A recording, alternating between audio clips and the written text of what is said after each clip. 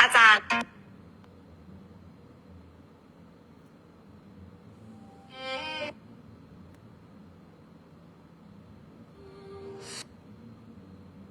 อิติปิโส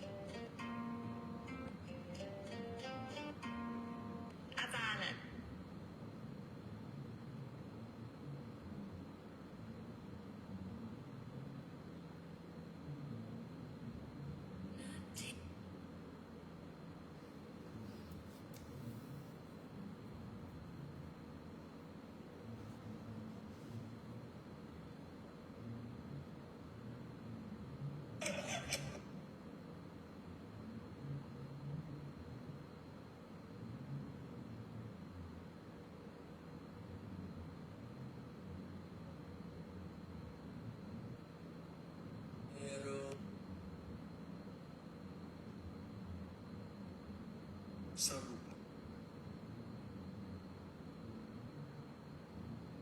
ท่านทำท่าน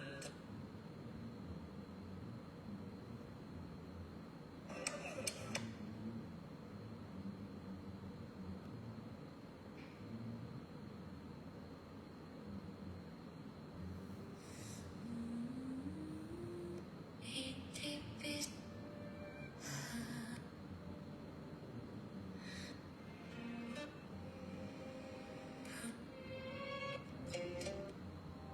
โส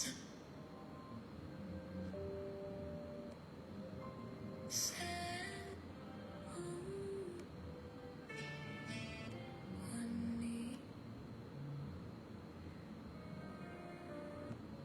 ยิ่งสิบนาทีอุกิจนะโมตัสสะ มหาปรินิพพาน ชยาสละคิดด้วยยันทุนพุทโธหัวใจกายกายเลทุทันติสัพพัญญาว่าท่านอยู่วิตมัชฌราผู้มีปัญญารอบรู้และปราศจากความตระหนี่กาเลนะทินนังอริเยสุอุชุภูเตสุตาทิสุ ย่อมถวายทานตามกาลสมัยในพระอริยเจ้าทั้งหลายผู้ประพฤติตรงคงที่วิปัสสนมนาตัสสวิปุลาโหติทักขินา เมื่อมีใจเลื่อมใสศรัทธาแล้วทักษิณาทานย่อมมีผลนั้นไพบูรณ์เยตัตถานุโมทันติเวยาวัจจังกโรนติวา ชนทั้งหลายเราได้ร่วมอนุโมทนาหรือช่วยกระทำการควรขวายในทานนี้นะเตนะทักขีนาโอนาเตปิปุญญัสสะภาคิโน ทักษิณานั้นมิได้พร้อมไปด้วยเหตุแห่งการอนุโมทนานั้นเลยตัสมาทัเทอปปิวานจิตโตยัตถินนังมหัพพลัง เพราะฉะนั้นเมื่อบุคคลใดไม่มีจิตท้อถอยในทานทานนั้นย่อมมีผลมากปุญญานิปาราโลกัสสมิงปฏิทาหนติปานินันติบุญที่ทำแล้วย่อมเป็นที่พึ่งของท่านทั้งหลายในการข้างหน้าได้แล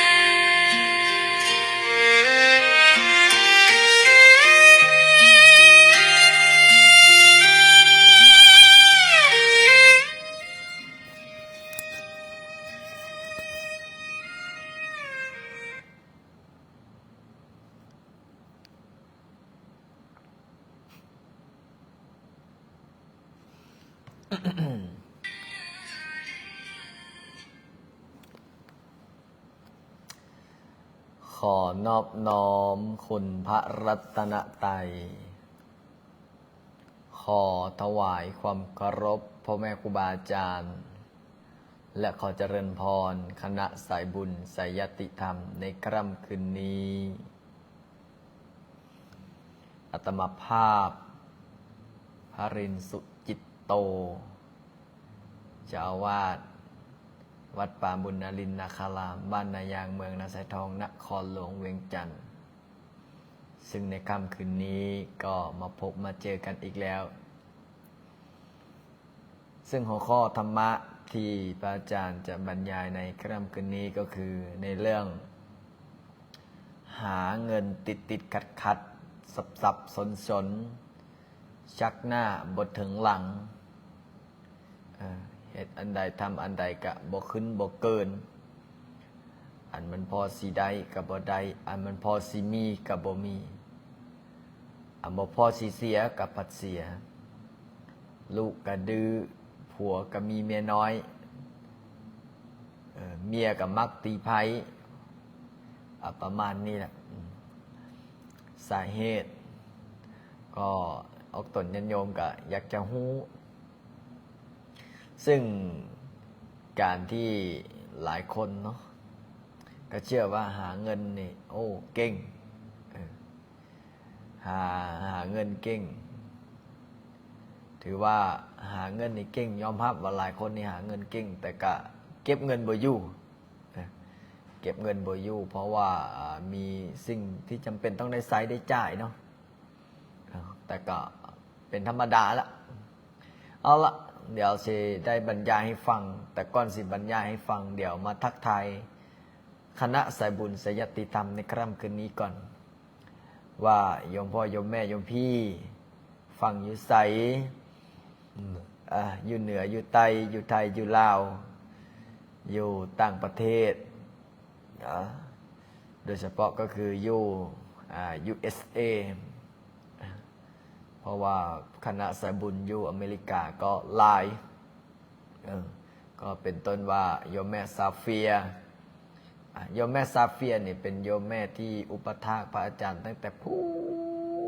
ตั้งแต่ไปเรียนอยู่ไทยโยมแม่ซาเฟียหรือว่าโยมแม่ด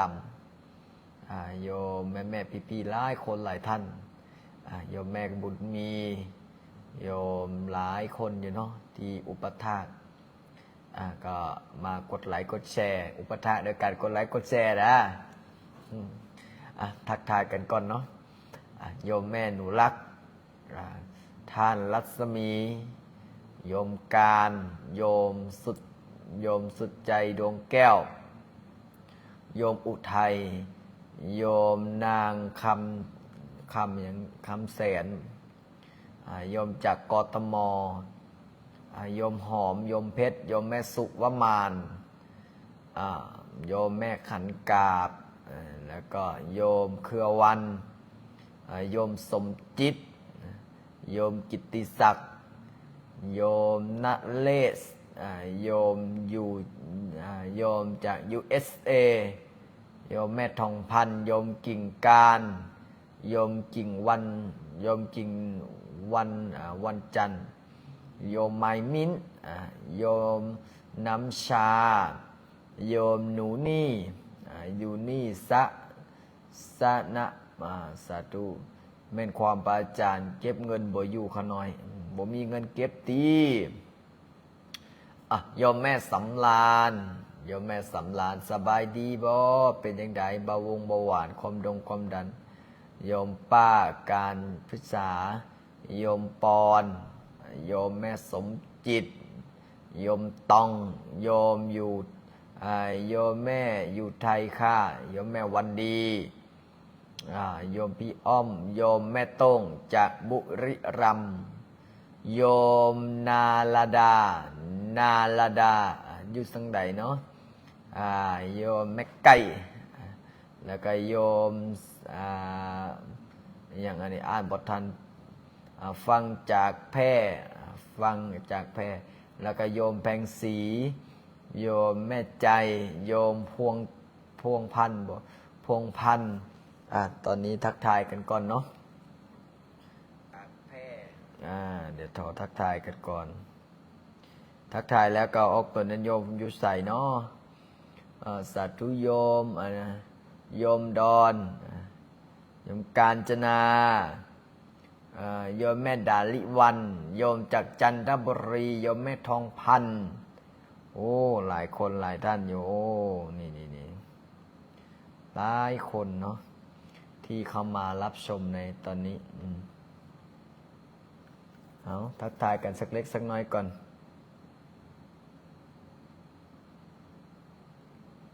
ทักทายกันก่อนเด้อว่าคณะสายบุญสายยติธรรมมาฟังอยู่ใสอยู่ไทยอยู่ลาวโยมโยมแม่ภูมิลินโยมแม่โยมสิริธรโยมทองโยม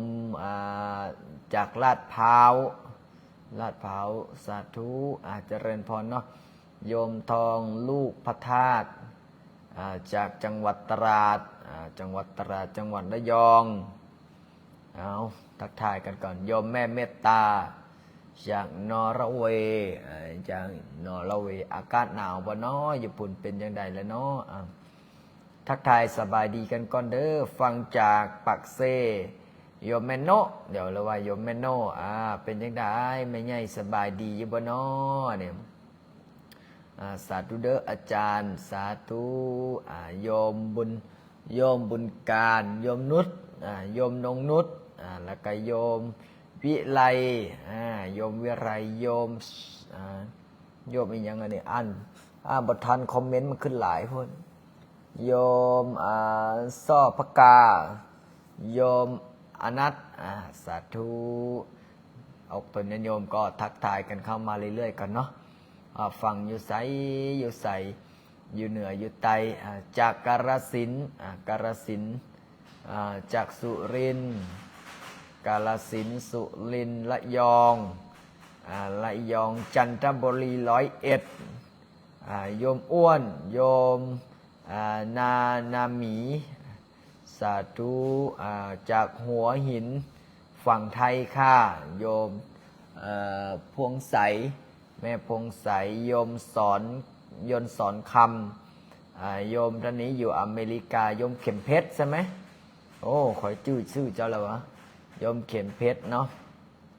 โยมแม่แย้มโยมมุ้ยนี่ทักทายกันเข้ามากันโยมทิศสมัยสบายดีโยมแม่โนบอกว่าโอ้สบายดีอยู่บ้านน้ำเกียงเมืองนาไซทองโอ้อยู่บ้านน้ำเกียงเฮานี่เนาะโอ้บอกไกลเนาะพอใกล้บินฮอดผมไม่มีไม่น้อยครับอาจารย์พี่ทักอย่ามีนะไม่รับประกันนะ สาธุแขวงสวรรค์เขตโยมพี่ทักบอกว่าผมไม่มีไม่น้อยครับทำไมผมเก็บเงินไม่อยู่ยังใจเย็นโดยอาจารย์ฟังอยู่เมืองปทุมปักเซสาปทุมพรโยมแม่พาโยมเดือนโยมเอื้อมฟ้าทักทายกันก่อนเนาะทักทายกันสักเล็กสักน้อยก่อนโยมพ่อโยมแม่โยมปีโยมจากปทุมธานีโยมศิรินาถนี่ผู้ใดนี่โอ้ทักทายกันก่อนโยมกนกวันโยมวิไลรัตน์นี่โยมวิไลรัตน์โยมบัวสอนโยมจากสระแก้วลูกอยู่แขวงจำปาสักปักเซเดอร์สาธุบุญรักษาสาธุบุญรักษาโยมแม่โยมแม่มูลถามประเทศอังกฤษโอ้อยู่ประเทศอังกฤษก็มาเนาะสาธุอยู่อังกฤษก็มาสาธุโอ้อยู่ไกลแท้ประเทศอังกฤษพุ่นนะรอทักทายคณะสายบุญสายยติธรรมก่อนอยู่อังกฤษสวีเดนเดนมาร์กละทักทายกันเล็กๆน้อยๆเอาสิได้โยมแม่เลื่อนเสียงสุดได้ยินเสียงลูกพระเสียงเบาโอ้พอดีว่าลูกพระวันนี้ยังไม่ได้พูดดังนะเดี๋ยวจะพูดดังๆตอนนี้ยังไม่ได้พูดดังเด้อเดี๋ยวจะพูดดังๆเสียงตะคอกปั๊มวันนี้ยังไม่ได้พูดเสียงดังพอดีว่าวันนี้ทำงานทั้งวันเนาะเจ้าแม่เดือนเนาะก็เลยยังไม่ได้นอนนะยังไม่ได้พักผ่อนเด้สบายดีจากเสียงขวาง ปุปันมหาโศกโยมไอแลสาธุกรรมนมัสการสาธุเจริญพรขอทักทายสายบุญสายยติธรรมในค่ำคืนนี้ก่อนโยมแม่บัวขาวสาธุสบายดียู่หลวงพระบางโยมเข็มอ่อนสาธุสาธุนี่เอาละเพื่อบอกให้เป็นการเสียเวลาเนาะออกตนนิยมทั้งหลายสาธุพอออกคำปั่นรักษาเด้อพอออกคำปั่นรักษาพอออกคำปั่นก็เข้ามาเบิ้งเข้ามาชมเนาะเอาละพระอาจารย์ก็สิได้เว้าให้ฟังคนเฮานี่นะออกตนนิยมคนเฮานี่นะถ้าเฮามีเงินนี่นะเฮามีเงินนี่เฮาก็มีความสุขแม่นบ่โยมว่าไหมถ้าเฮาบ่มีเงินนี่นะเฮาก็บ่มีความสุขจะเจ้าว่าคือพระอาจารย์บ่แต่มันต้องมีศีลต้องมีธรรมไปพร้อมถึงจะมีความสุขกว่านั้นอีกบางคนเนาะบ่มีเงินน่ะเป็นจังไดล่ะเครียดเป็นหนี้เป็นสินเนี่ยโอ้นะโอ้แม่ออกบอกว่าแม่นแล้วอาจารย์บ่มีเงินนี่เครียดเป็นหนี้เป็นสินพากันถิ่นหมดแล้วบอกอาจารย์ยังเด้อแม่โนเด้อยังได้ยังเขายังบอกว่าถ้าบ่มีเงินนี่นะโอ้ยกุมอกกุมใจเป็นหนี้เป็นสินลำบากจิตลำบากใจว่าซั่นซะประมาณนี้เนาะพระอาจารย์พักผ่อนแด่โดยสักหน่อยจังพักผ่อนเด้อไม่ใหญ่เด้อบางคนเนาะถ้ามีเงินนี่นะหน้าตาก็ผ่องใสผิวพรรณก็ผ่องใสหน้าตาก็สดใสไปใส่ก็ได้เพราะว่าอย่างเพราะว่ามีเงินเพราะว่ามีเงินเพราะว่าหาเงินได้เก็บเงินอยู่แต่พระอาจารย์สิมาบอกวิธีเก็บเงินให้อยู่กระเป๋าโยมบอกว่าแม่นแล้วบ่มีเงินนี่กุ้มใจได้ถ้าอยากมีเงินเก็บนะฮู้บ่ถ้าเฮาอยากมีเงินเก็บถ้าเฮาอยากมีเงินใช้นะเอาไว้ใช้ตอนเฒ่าตอนแก่เอาไว้ใช้ในสิ่งที่จำเป็นต้องได้ใช้ต้องได้จ่ายบางคนเนาะได้เงินมาก็เก็บบ่อยู่ถงเพราะว่าอย่างมีอันจำเป็นต้องได้ใช้มีอันจำเป็นต้องได้จ่ายนั่นจ่ายนี่จ่ายมาลิบกิ๊บกี้จ่ายไปมืดสุอันพันแนวบอกว่าจะเป็นอันนั้นอันนี้ค่าน้ำค่าไฟอันบ่พอจ่ายกับพันได้จ่ายแนะนำเด้อออกตนโยมเด้อเอาวิธีง่ายๆพื้นบ้านก่อนเอาวิธีทางโลกพระอาจารย์จะขอแนะนำ2วิธีก็คือทางโลกและทางธรรมถ้าผู้ใดอยากจะเก็บเงินนะเด้อพระอาจารย์ขอบอกเด้อวิธีเก็บเงินในอยู่กระเป๋านะง่ายพระอาจารย์ขอแนะนำ2อย่าง1ทางโลกและทางธรรมทางโลกก็คือว่าจะไหนทางโลกในเมื่อเฮามีเงินเดือนหรือว่าเฮาเฮ็ดเวียกเฮ็ดงานขายปูขายปลาขายมันตอกมันต้นขายมาม่าปลากระป๋องขายข้าวขายน้ำหรือว่าเงินดอกเงินเดือนออกแล้วเริ่มมีคนให้คนให้คนฮักคนแพงเอาให้แล้วเฮาควรเก็บจังได1ควรไปซื้อคำแม่นบ่ พระอาจารย์เคยบอกเทื่อนึงแล้วบอกว่าผู้ใดอยากรวยให้ไปซื้อคำไว้เด้อเนี่ยผู้ใดมีเงินเนี่ยโอ้แต่ก่อนเนาะคำบาทเท่าใดบาทละ20,000 25,000ตอนนี้เป็นจังได50,000 60,000ล่ะคำนะตอนนี้นะ5-6,000ล่ะแม่นบ่ออกตนนิยมผู้ใดซื้อตั้งแต่พูดแต่พระอาจารย์บอกนะตอนนี้รวยแล้วล่ะรวยแล้วล่ะตอนนี้นะบางคนเนี่ยโอ้บ่ซื้อบ่สั่นถ้าให้มันลงก่อนจึงซื้อเห็นบ่ล่ะตอนนี้มันขึ้นเป็น60,000 70,000แล้วสิเอาเงินใส่ซื้อนะแม่นบ่1คือซื้อคำไว้แต่มันอาจจะมีการเสี่ยงมันขึ้นมันลงมันขึ้นมันลงไหน2ซื้อที่ดินซื้อตัวนี้ก็สำคัญเพราะว่าอย่างที่ดินเนี่ยมันจะขึ้นเรื่อยๆขึ้นจะเรื่อยๆมันจะบ่ลดแนะนำ2อย่างนี้ถ้าผู้ใดอยากเก็บเงินอยู่ผู้ใดอยากเก็บเงินอยู่อยากมีเงินเก็บ ถ้าเราจับเงินสดไว้แล้วเป็นยังไงหนึ่งมันอาจจะเฟ้อหนึ่งเงินอาจจะเฟ้อสองเขาอาจจะไปตีไพ่กับมดไปซื้อเลขกับมดไปเสี่ยงโชคกับมดไปช่วยคนนั้นไปช่วยคนนี้กับมดบางทีซื้อเหล้าซื้อเบียร์กินไปเที่ยวปาร์ตี้มดไปเอามาบ่เหลือเพราะว่าอย่างเวลาเราเข้าปากเวลานั่งวงไพ่เวลาเขาคาสิโนแล้วบ่เหลือบ่มีอย่างซากอย่างนะเพราะว่าอย่างเพราะว่ามีเงินสดเก็บไว้นะอันตรายอันตรายแนะนำอย่ามีให้ไปเปลี่ยนเป็นคำหรือที่ดินหรือว่าสิ่งของที่มันมีมูลค่าที่มันเพิ่มขึ้นเรื่อยๆนะอันนี้คือแนะนำแบบทางโลกอันนี้แบบแนะนำทางโลกแล้วทางธรรมล่ะบัดนี้เอาพระอาจารย์สิแนะนำทางธรรมบัดนี้ถ้าผู้ใดเก็บเงินบ่อยู่ติดขัดสักหน้าบ่ถึงเหลือง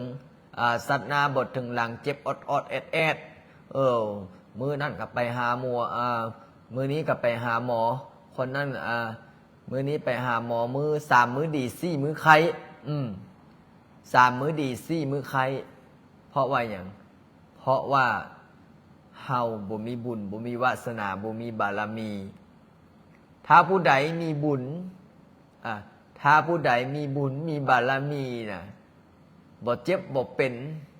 เฮ็ดอันใดทำอันใดก็ขึ้นทำอันใดก็เกินคนดวงดีเฮ็ดอันใดก็ดี คนดวงซวยนะเฮ็ดอันใดก็ซวยนะแนะนำให้รักษาศีลสวดมนต์นั่งสมาธิภาวนาลองเบิ่งเด้อออกตนโยมเด้อถ้าผู้ใดหาเงินติดขัดสักหน้าบ่ถึงหลังหาเช้ากินค่ำแบบอึดอัดหาเงินบ่มีจ่ายพระอาจารย์แนะนำเลยล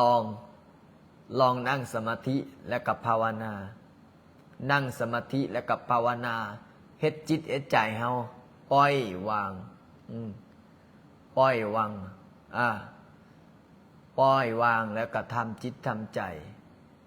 ให้เป็นบุญให้เป็นกุศลบางคนบอกว่าอาจารย์ลิ้นฮู้ได้จังใดเอาบ่ฮู้ได้จังใดเขาก็เฮียนมาคือกันเขาก็เฮียนเขาก็ศึกษามาคือกันบางคนก็ถามว่าอาจารย์เอ้ยอาจารย์ฮู้ได้จังใดว่าซั่นเอาบ่ฮู้ได้จังใดก็ประสบการณ์นั่นน่ะเนาะบางคนก็ถามได้อายุน้อยปานนี้ฮู้ปานนั้นบ่ติจักฮู้บ่ฮู้แล้วประสบการณ์เอาประสบการณ์แล้วก็เฮียนมาแล้วก็อยู่กับครูบาอาจารย์บัดนี้เอาตนโยมถ้าผู้ใดสวดมนต์กันแล้วนั่งสมาธิกันแล้วภาวนากันแล้วหาเงินก็ยังบ่ขึ้นบ่เกินหาเงินก็ยังติดขัดยังเป็นหนี้เป็นสินซักหน้าบ่ถึงหลังแนะนำเปลี่ยนวิธีมาอีกบาทนี่เอาอยากฮู้บ่สิเฮ็ดได้ถ้าผู้ใดอยากฮู้ฝากกด1มาเด้อโดยเฉพาะพ่อค้าชาวขายโดยเฉพาะพ่อค้าชาวขายเนาะผู้ใดอยากฮู้ให้กด1มาผู้ใดอยากฮู้พ่อค้าชาวขายบ่นู้นสิมีบ่โยมพ่อโยมแม่โยมพี่บางคนก็โอ้แม่นล่ะอาจารย์เขาน้อยนี่เก็บเงินบ่อยู่หาเงินก็ติดขัดชักหน้าบ่ถึงหลังช่วงนี้ก็เป็นหนี้เป็นสินก็อาลุงตุงนั่งดอกเบี้ยก็สารพัดสารเพทางช่วงนี้ก็เฮงหายช่วงนี้ก็ป้าโตจักใจไหนช่วงนี้ก็บุญกฐินบุญพระป้าบุญยกยอดซ่อฟ้าสารพัดบุญสารพัดบุญบุญอย่างเดียวบ่พอไรไม่ออกบุญกฐินอย่างเดียวบ่พอไรผู้ใดมีลูกพระลูกเจ้าลูกส่งนี่นะโอ้ยลุงตุงนั่งเพราะว่าอย่างทิ้งกับทิ้งบ่ได้ปะกับปะบ่ได้ก็คือกับพระอาจารย์นี่ล่ะอย่างสมมติว่าโยมพ่อโยมแม่โยมพี่เนาะคือพระอาจารย์สิเฮ็ดบุญกฐินนี่นะสร้างพระเจ้าใหญ่นะเฮ็ดบุญกฐินสร้างพระเจ้าใหญ่นี่ บางคนก็ยังอุบยังอั้งบางคนก็กุ้มใจได้โดยเฉพาะไอ้อย่างโดยเฉพาะโยมแม่คณะใส่บุญพระอาจารย์ก็กุ้มใจว่าโอ้ยสิเอาเงินใส่ซอยพระอาจารย์ลูกชายว่าซั่นสิเอาเงินอยู่ใส่ซอยพระอาจารย์ลูกสิมีเงินนำเขาอยู่บ่สิได้ซอยเพิ่นเนี่ยบางคนก็คิดได้แม่นบ่โดยเฉพาะออกตนญาติโยมที่ไกลชิดเนาะก็คิดกุ้มใจว่าโอ้อาจารย์เพิ่นสร้างพระอาจารย์เพิ่นสิสร้างพระเจ้าใหญ่อาจารย์เพิ่นสิเฮ็ดวัดเฮ็ดว่าแม่นี่บ่มีเงินบ่ร่ำบ่รวย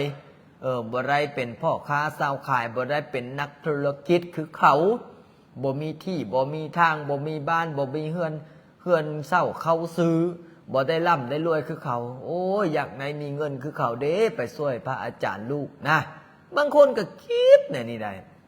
กุ้มใจแทนว่าบ่เป็นอย่างเด้อโยมแม่พี่ๆเด้อเฮามีกินเฮาก็กินเอามีทานเฮาก็ทานแบ่งกินแบ่งทานเพราะว่าอย่างเพราะว่าต้นทุนชีวิตของเฮานะเฮาบ่ได้เกิดมารวยคือเขา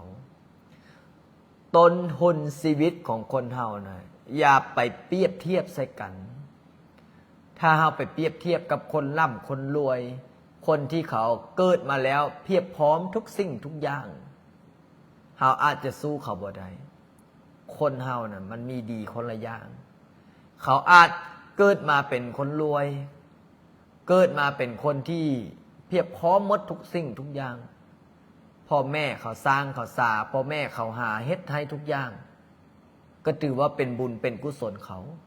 ส่วนเฮาเด้เฮานี่เกิดมาในครอบครัวที่ยากจนเฮานี่เกิดมาในครอบครัวที่ลำบากหาเช้ากินค่ำพ่อแม่เป็นหนี้เป็นสินพ่อแม่บ่มีอันจะกินเฮือนเศร้าเขาซื้ออดอยากไปใส่มาใส่ก็ได้ย่างไปใส่มาใส่ก็มีแต่หมู่ใส่หายไปสี่หมู่ติสินนินทาเพราะว่าหยังเพราะว่าความจนขึ้นชื่อว่าความจนขึ้นชื่อว่าคนบ่มีเงินนี่นะผู้ใดก็บ่อยากคบผู้ใดก็บ่อยากเว้านำขึ้นชื่อว่าคนที่ลำบากคนที่มีหนี้คนที่มีสินคนจนคนที่ตกทุกข์ได้ยากส่วนหลายเขาก็จะบ่อยากคบบ่อยากหาบ่อยากเป็นหมู่บ่อยากเป็นเพื่อนพระอาจารย์สิเล่าให้ฟังออกตนโยมพระอาจารย์นี่เคยลำบากเนาะเคยลำบากเป็นลูกพ่อนี่เป็นชาวนาแม่เป็นชาวนาหาเช้ากินค่ำถ้าผู้ใดที่บ่ฮู้กับตัวเองบ่เจอกับตนเองนี่ก็คือสิบ่ฮู้ว่าความทุกข์ความลำบากนี่มันเป็นยังไงบางคนก็แอนตี้บางคนนี่แอนตี้คนจนบางคนนี่แอนตี้คนลำบากคนเฮานี่นะออกตนโยมเกิดมาเนาะมันเลิกเกิดบ่ได้บ่มีผู้ใดที่บ่อยากเกิดเป็นคนรวยแม่นบ่ผู้ใดก็อยากเกิดเป็นคนรวยหมดผู้ใดก็อยากเกิดเป็นลูกเศรษฐีหมดแต่จังได๋มันเลิกเกิดบ่ได้ในเมื่อเฮาเกิดขึ้นมาแล้วเฮาก็ยอมรับสภาพในความเป็นจริงเฮาบ่ยอมแพ้เฮาต้องสู้ต้องอดต้องทนเฮาต้องสู้ต้องอดต้องทนยืนด้วยลำแข้งตนเองก็สู้เพราะว่าหยังสู้เพื่อชีวิตของเฮามันอาจจะดีขึ้นบางครั้งบางคราวเนาะพระอาจารย์สิเว้าให้ฟังนะบางครั้งบางคราวนะออกตนโยมทั้งหลายเฮานี่นะเกิดมาจนแล้วอย่างเดียวบ่พอหมู่หรือว่าเพื่อนหรือว่าคนรอบข้างก็ดูถูกเหยียบยามอีกว่าไอ้นั้นมันเกิดมาเป็นคนบ่มีเกิดมาแล้วเขาดูถูกเพราะว่าอย่างเฮาบ่ได้เกิดมาเป็นคนรวยแต่เฮาเป็นคนจนก็ตามแต่เฮาบ่เฮ็ดสิ่งที่ผิดศีลผิดธรรมเฮ็ดสิ่งที่ดีสร้างแต่บุญสร้างแต่บุญสร้างแต่บารมีบ่เฮ็ดให้พ่อบ่เฮ็ดให้แม่บ่เฮ็ดให้ญาติพี่น้องสังคมเดือดร้อนถึงแม้ว่าเฮาเป็นคนจนเฮาก็เป็นคนจนแบบมีศักดิ์ศรีนะ ในเมื่อเฮาเกิดมาแล้วนะอกตนโยมทั้งหลายถ้าเฮาเกิดมาแล้วสิ่งที่จำเป็นที่สุดนะคือความดีถึงแม้ว่าเฮาเกิดมาเป็นคนจนเฮาจนแบบมีศักดิ์ศรีเฮาจนแบบบ่ได้ไปเฮ็ดสิ่งที่ชั่วบ่ได้ไปเฮ็ดให้พ่อแม่เดือดร้อนจิตเดือดร้อนใจบางครั้งบางคราวเนาะเห็นบ่บางคนน่ะรวยก็จริงมั่งมีก็จริงแต่เฮ็ดให้คนนั้นเสียใจเฮ็ดให้คนนี้เสียใจเฮ็ดให้พ่อให้แม่บางคนนี่ด่าพ่อด่าแม่ประมาทญาติคุณตำหนิติเตียนพระเจ้าพระสงฆ์องค์ข้าเจ้าวัดบอกเขาวัดบอกเขาเล่าบอกคาดบาดบอกใส่ใจแต่สิ่งที่บ่ดีนะอันนี้พระอาจารย์ก็สิบอกให้ฟังแล้วบัดนี้เด็ดละอกตนโยมทั้งหลายผู้ที่หาเงินหาทองผู้ที่เขามีแล้วเขาเฮ็ดหยังก็ดีหมดคนเฮาเนี่ยนะอกตนโยมนะถ้ามีเงินเนี่ยนะถ้ามีเงินมีทองนี่เฮ็ดหยังก็ง่ายเฮ็ดหยังก็เป็นแต่ถ้าบ่มีเด้ล่ะถ้าบ่มีเงินถ้าบ่มีทองเนี่ยโอ้ยเฮ็ดหยังก็ยากเฮ็ดหยังก็ลำบากโยมพ่อโยมแม่ได้เนาะแม่นบ่ถ้าบ่มีเงินถ้าบ่มีทองเนี่ยเฮ็ดหยังก็ยากเขาสิกินยังบ่มีเกลือสิกินก็ยังบ่มีน้ำดื่มปลาม่าปลากระป๋องก็ยังบ่มีเพราะว่าหยังเพราะว่ายามมันตกทุกข์ได้ยากเพราะฉะนั้นแล้วคณะสายบุญสายญาติธรรมทั้งหลายเฮายอมลำบากในมื้อนี้ดีกว่าไปลำบากในตอนเฒ่าตอนแก่แนะนำเดินโยมพ่อโยมแม่โยมพี่ท่านใดที่ยังขี้ค้านมักง่ายกินหลายนอนเว้นแนะนำให้ขยันทำมาหากินให้มันเก็บให้มันหาให้มันภาวนาสวดมนต์ถือศีลปฏิบัติธรรมเรียกบ้านการเมืองเฮากับบ่คาดวัดวาเฮากับบ่คาดเพราะว่าหยังทรัพย์สินสมบัติที่โยมพ่อโยมแม่มีนะจะเป็นเฮือนจะเป็นซานจะเป็นข้าวของเงินทองทรัพย์สินสมบัติทั้งหมดทั้งมวลนี่เฮาอาจจะได้ใช้ในเฉพาะชาตินี้แต่เวลาที่เฮาจะล้มหายตายจากไปนะสิ่งที่เฮาเอาไปได้ก็แม่นหยังมีแต่บุญมีแต่วาสนามีแต่บารมีแต่สิ่งของเหล่านี้ที่เอาไปได้ส่วนทรัพย์สินสมบัติทั้งหมดทั้งมวลที่หามาตั้งแต่น้อยจนใหญ่เนี่ยเอาไว้ให้ไปเอาไว้เป็นให้ลูกให้หลานเป็นทรัพย์สินสมบัติพัดเปี้ยนกันใช้สิ่งที่เอาไปได้ก็คือคุณงามความดีสิ่งที่เอาไปได้ก็คือบุญคือกุศลเห็นบ่ญาติธรรมญาติโยมทั้งหลายมีผู้ชายคนหนึ่งเนาะเป็นเศรษฐีคนนี้แต่ละมื้อนี่บ่เฮ็ดหยังออกตนนิยมกินแต่เหล้าเมาแต่สุรากินแต่เหล้าเมาแต่สุราบ่เฮ็ดบ่ค้าบ่ขายยังเพราะว่ารวยเด้มีมั่วแต่อบายมุกจักผู้หญ้าผู้หญิงจักกินเหล้ากินเบียร์มาอะไรเกนังเสร็จเรียบร้อยพ่อแม่ก็ตายพ่อแม่ตายแล้วเห็นเป็นยังไงผู้ชายคนนี้นอนลูกเศรษฐีคนนี้ก็กินเหล้าเมาสุราเงินแก้วแหวนเงินทองทั้งหมดทั้งมวลก็ใช้จ่ายไปกับผู้หญ้าผู้หญิงใช้จ่ายไปกับเหล้ากับเบียร์ติดการพนันพนันหมดทรัพย์สินสมบัติทั้งหมดทั้งมวลหมดบ่เหลืออย่างซักอย่างเฮือนซานบ้านซ่องมันอย่างหมดวันนี้เป็นยังไงเหลือสุดท้ายก็คือทรงค่าเนื้อเสื้อค่าคิงกะบ่มีบ่อนอยู่บ่มีบ่อนอาศัยเป็นจะได้ละบัดนี้ไปหาหมู่คู่ไปหาเพื่อนไปหาคนที่เฮาเคยฮู้จักเคยกินเหล้ากินเบียร์นำกันเป็นจะได้เขาก็บ่เบิ่งหน้าแล้วเจ้าของบ่มีเงินแม่นบ่เขาก็บ่เบิ่งหน้าแล้วเจ้าของบ่มีเงินเจ้าของบ่ร่ำบ่รวยคือแต่ก่อนแต่ปีแต่ก้อนละเจ้าร่ำเจ้ารวยเขาก็นับหน้าถือตาแต่พอเจ้าบ่มีมานี่เป็นยังไงเขาเยียบย่ำเขาซ้ำเติมพอหลังจากนั้น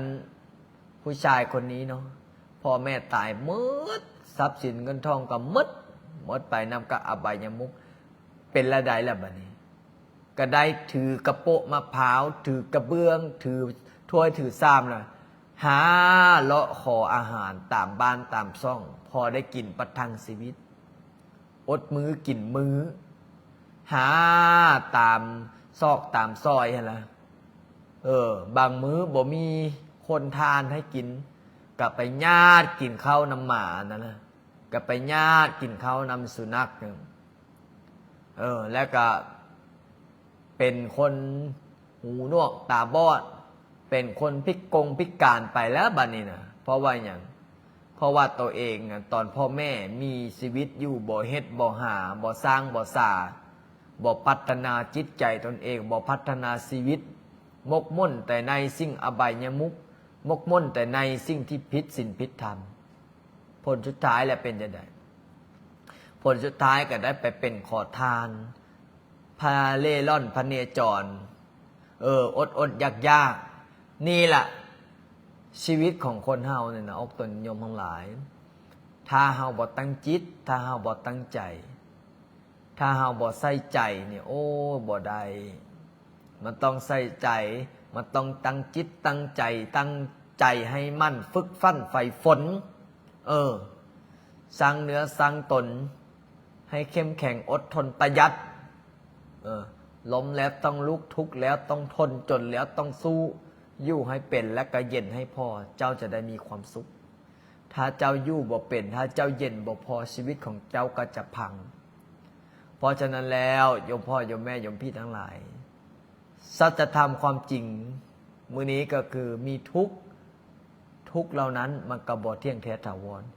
มีสุขเหล่านั้นก็บ่เที่ยงแท้ถาวรสรรเสริญนินทาคือสัจธรรมความจริงชีวิตของคนเฮาอาจจะบ่ฮอด100 ปีชีวิตของคนเฮามันอาจจะบ่ยืนยงคงกระพันบ่มีอย่างเที่ยงแท้ถาวรในบนโลกใบนี้มีแต่สัจธรรมความจริงเท่านั้นที่เที่ยงแท้ถาวรคืออนิจจังอนัตตาทุกสิ่งทุกอย่างบ่แม่นตัวบ่แม่นตนเป็นของสมมุติที่สมมุติขึ้นมาบนโลกใบนี้ธรรมะในค่ำคืนนี้อาตมาภาพพระลินสุจิตโตได้บรรยายขยายความให้ออกตนญาติโยมได้รับได้ฮู้บอกว่าจะเป็นทางโลกทางธรรมแต่ก็สมควรแก่เวลาขอให้ออกตนญาติโยมทั้งหลายมีความสุขมีความเจริญให้สุขกายสุขใจสุขภาพแข็งแรงโชคดีร่ำรวยอายุมั่นขวัญยืนโชคดีเป็นเศรษฐีทุกคนทุกท่านด้วยเถิดลำดับต่อไปพระอาจารย์สิพาโยมพ่อโยมแม่โยมพี่คณะสายบุญสายญาติธรรมได้สวดมนต์ภาวนาตามสมควรแก่เวลาตอนนี้พระอาจารย์อย่าว่าจังสันจังสีเลยแม่ออกจะรับค่ารายการแล้วนี่นะโอ้รับค่าในนี้นอนรับค่านี้โอ้ตายแท้อายไม่ออกแท้เพราะว่าบ่ได้พักผ่อนกลางเว้นก็บ่ได้พักผ่อนในนี้แหละออกตนญาติโยมก็จักมาแต่ไกลแต่ไก่มาแต่เหนือแต่ใต้มาแต่ไทยแต่ลาวหอบเข้าหอบของมาอาลุงตุงนั่งมาถวายพระอาจารย์เป็นห่วงว่าซั่นยานลูกโจลูกเนนบ่ได้ครบบ่ได้สั่นพระอาจารย์ก็ยกมือสาธุนำลูกโจลูกเนนเลิกเฮียนมากับเปอาลุงตุงนั่งไหนเพิ่นดีใจนะลูกโจลูกเนนไปเฮียนอยู่โรงเรียนทิพจันทร์โรงเรียนแม่ขันกาบโรงเรียนพ่อสมบูรณ์ไปเฮียนมาเลิกเฮียนมากามากราบพระอาจารย์ว่ามื้อนี้มีหยังบ่อาจารย์มื้ออื่นสิได้สั่นหยังไปโรงเรียนแน่โอ้เลี้ยงลูกโจลูกเนนเลี้ยงลูกเขาเลี้ยงลูกเขาเลี้ยงลูกเขาเจ้าโยมพ่อโยมแม่โยมพี่เป็นตาอีดูสงสารเนาะ เป็นตาอีดูสงสารนะเลี้ยงลูกเขาลูกบ่มีแม่ออกพระอาจารย์เนี่ยเลี้ยงลูกเขาลูกบ่มีแม่จักแม่มันจะใส่มัดแม่ชงแม่ชีก็บ่มาบวชนำเนาะพอได้เลี้ยงลูกเลี้ยงหลานบ่แม่นว่าประกาศหาแม่ชีแล้วแม่ชีมาบวชเต็มวัดบ่เอาเด้อันนี้เฮงนักแหละอันแม่ชีเฮงนักก็ไอ้จ่อไอ้เนียนเพราะว่าอย่าง ว่าเลี้ยงบกกุ้มเหรอนะเอาละค่ำคืนนี้เนาะเดี๋ยวพาสวดมนต์เดี๋ยวพระอาจารย์ พระอาจารย์ทักทายก่อนว่าโยมพ่อโยมแม่โยมพี่ผู้ใดเพื่อออกตนโยมน้อยอยากจะรับเป็นเจ้าภาพสร้างพระพุทธรูปช่วยพระอาจารย์เนาะเดี๋ยวพระอาจารย์เบื้องก่อนตอนนี้ก็มีคณะใส่บุญจองเข้ามาหลายคนหลายท่านเนาะเดี๋ยวพระอาจารย์เดี๋ยวถ้าโยมพ่อโยมแม่โยมพี่ท่านใดที่บ่มีชื่อที่จองกฐินจองกฐินจองเสาห่วมพระอาจารย์ถ้าบอกว่าอาจารย์ซื้อขน้อยตกล้นฝากแจงมาให้เด้อหรือว่าถ้าผู้ใดอยากจะเป็นเจ้าภาพเจ้าศรัทธาห่วมสร้างพระเจ้าใหญ่นำกันก็สามารถเป็นเจ้าภาพเจ้าศรัทธาได้เด้อเบื้องก่อน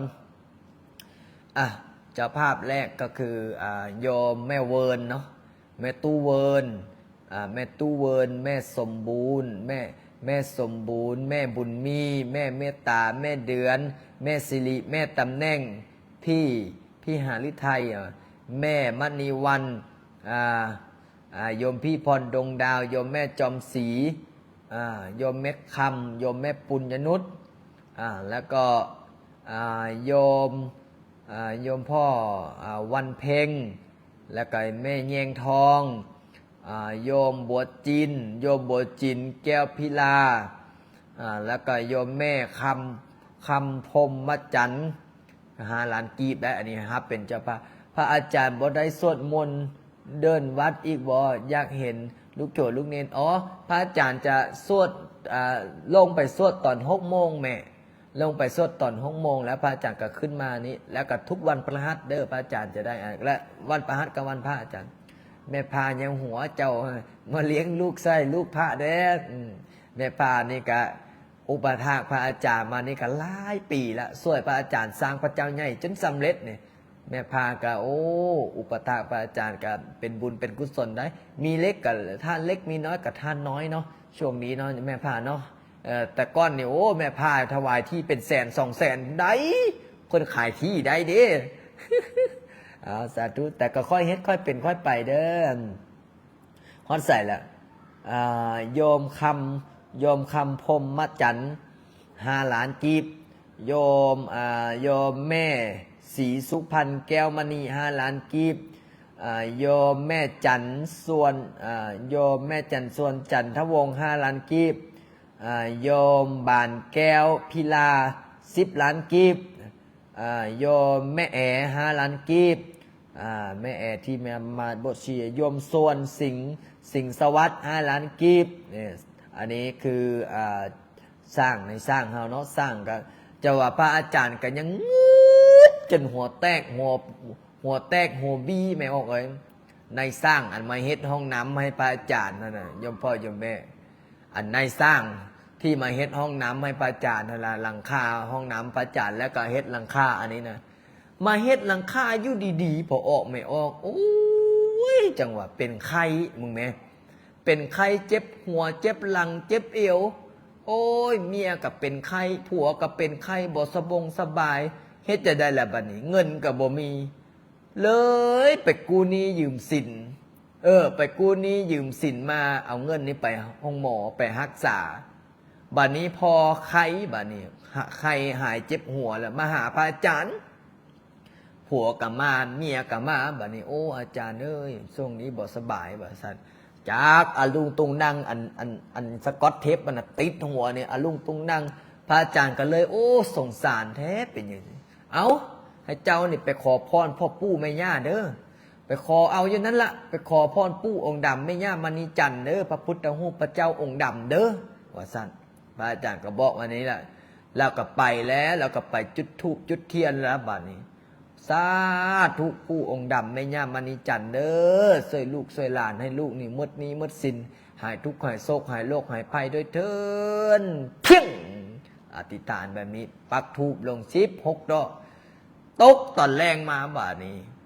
แล้วก็ไปเสี่ยงโชคบาดแล้วก็ไปเสี่ยงโชคมีเงินอยู่10,000 กีบไม่ออกจังหวะตายมีเงินอยู่10,000 กีบก็เอาไว้ถ้าซื้อไข่มาอะไรหั่นน่ะแล้วก็ไปเสี่ยงโชค10,000 กีบเผอิญบุญบารมีพอออกไม่ออกไปเสี่ยงโชคพอถึก400 ล้านป๊าด โตบุญพุทโธธัมโมสังโฆจะว่าได้400 ล้านจนเป็นลมผัวก็เป็นลมเมียก็เป็นลมได้ได้ดมอย่าดมละเจ้าเพิ่นนะเจ้าป้าได้400 ล้านมดมีมดสินตั้งเนื้อตั้งตัวได้เลยก็เลยมาถวายพระอาจารย์10 ล้านกีบช่วยพระอาจารย์สร้างวัดอันนี้แหละอันนี้แหละเขาเอิ้นว่าบุญบารมีบุญไผ่บุญมั่นเนาะออกตนโยมเนาะบุญไผ่บุญมั่นไหน10,000 กีบได้400 ล้านมึงดูบุญเขาอันนี้นะอันนี้ก็บุญเขาแต่เฮานี่ตีออกตนโยมหลายคนนี่ตีนะเสี่ยงโชคเสียดซ้ายเสียดขวาเสียดหน้าเสียดหลังเลิกได้เลิกเบาได้เบาไม่ออกบ่ถือดอกแต่กระเบิ้งสิคือแหละไม่ออกนี่หลายคนนี่มันเข้ากระดูกดำและโดยเฉพาะแม่นี่โอ้ยเนี่ยเอาละเอาต่อโยมคำไพใส่ปัญญาใส่ปัญญาธรรมนี่5 ล้านกีบจองเสาหนึ่งโยมแม่คำโยมแม่บวกคำ20,000 บาทโยมแม่บวกคำมี20,000 บาทโยมแม่บวกห้องก็20,000 บาทโยมแม่แก้วดงใจวงโพสีกสิมาฮับเป็นเจ้าภาพเจ้าสถานำกฐินนะดร.เกตพรพรหมดวงไกรสอนดร.ลิสานาถาวงศ์นี่10 ล้านกีบฮับให้แล้วอันนี้มาจองเป็นเสาพระแล้วก็โยมจากอยู่ประเทศ SA เนาะหรือว่าอเมริกาโยมจันทลีไสยวงศ์นี่$300นี่แล้วก็เสาพระโยมบุญคำศรีสวัสดิ์นงนุชนี่5 ล้านกีบเนี่ยแล้วก็โยมแม่ดาราวันวงเดือน5 ล้านกีบแล้วก็โยมสุดดาวรคุณบุดานี่5 ล้านกีบแล้วก็แม่บิงโยมแม่บิงอีกใดสาธุแม่บิงแล้วก็ผู้ใดอีกอันนี้โยมสุดสดาวงพงสวัสดิ์นี่1 เสานี่หลายคนอยู่เนาะโยมแม่บุญมีสีหาราชนี่ก็ถวายพระอาจารย์มื้อนี้ก็พระอาจารย์ฮับให้ละเด้อ30,000 กว่าบาทเนาะแล้วก็บริษัทเดอะฟินิกพร้อมด้วยคณะก็ฮับเป็นเจ้าภาพ1 กองคือ20 ล้านกีบนำนาพาทางโดยท่านประธานวุฒิคุณคงเจริญวุฒิเนาะก็เป็นญาติโยมที่อุปถัมภ์อุปถากช่วยในการสร้างการศึกษาดึงศรัทธาญาติโยมมาร่วมสร้างช่วยพระอาจารย์กันหลายนี่แล้วก็โยมแม่ขันกาบโยมแม่ขันกาบก็ฮับเป็นเจ้าภาพแล้วก็คณะสายบุญสายญาติธรรมนะเดี๋ยวพระอาจารย์ก็สิค่อยลงชื่อตามลำดับโยมแม่น้อยในอีกใดโยมแม่น้อยหนองคายเนาะมื้อนั้นพระอาจารย์มาช่วยเหลือภัยน้ำท่วมห้วยเดือ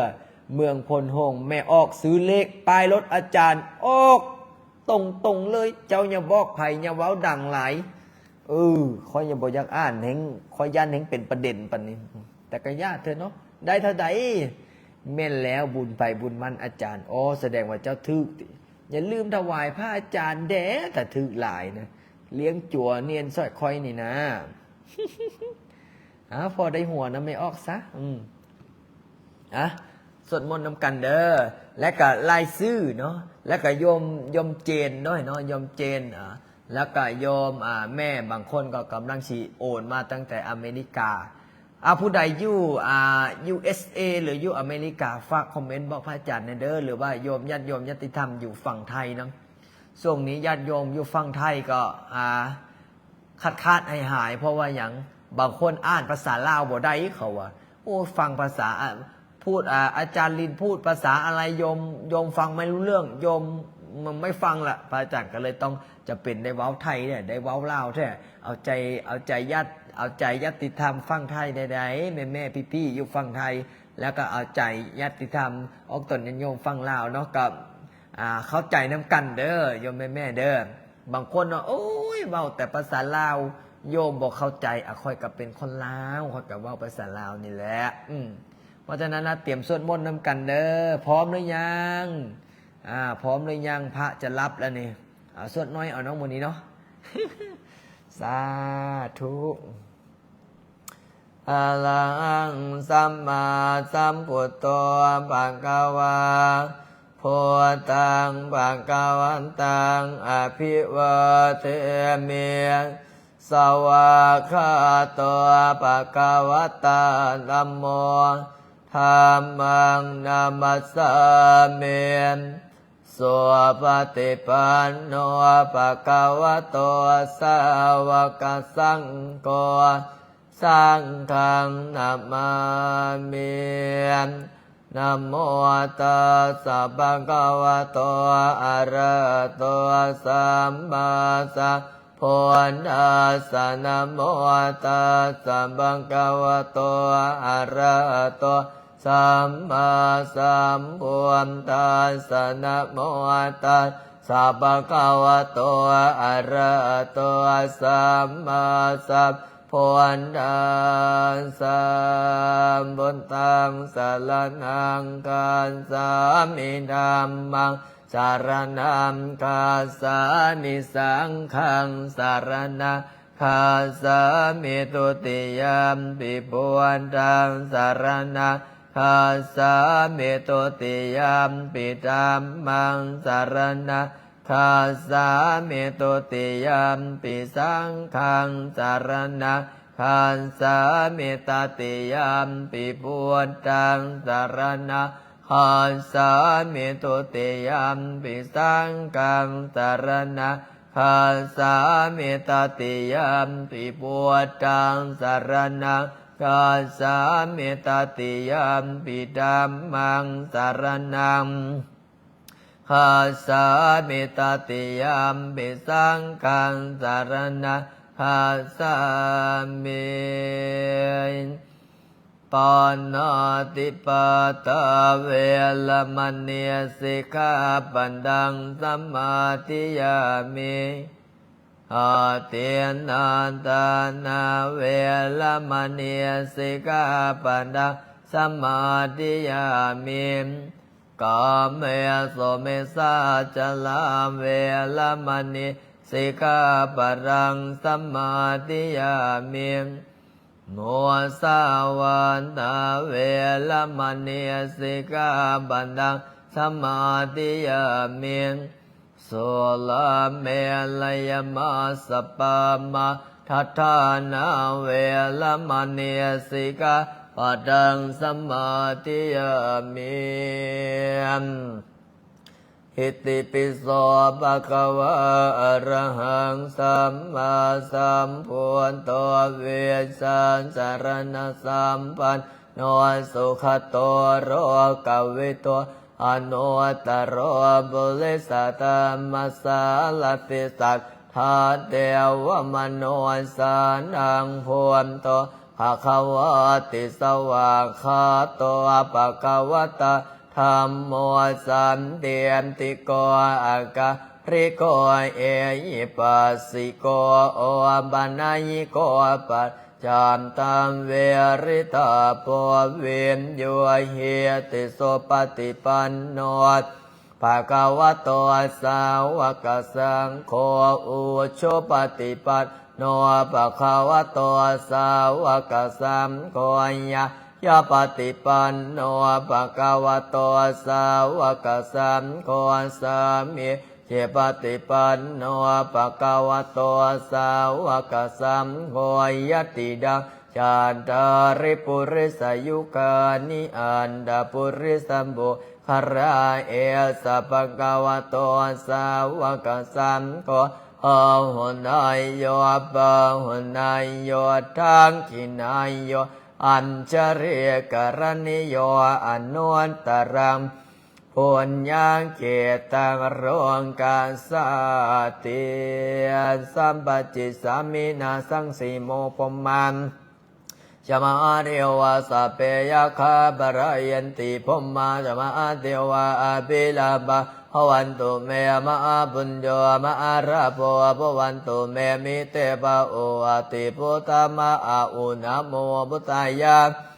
วิรันดายโยวิลโคนายังเวลาอิงสะ รานาสิเวลานาสาเวราอิทิโยอัมปุราสามานิมามาปุราสา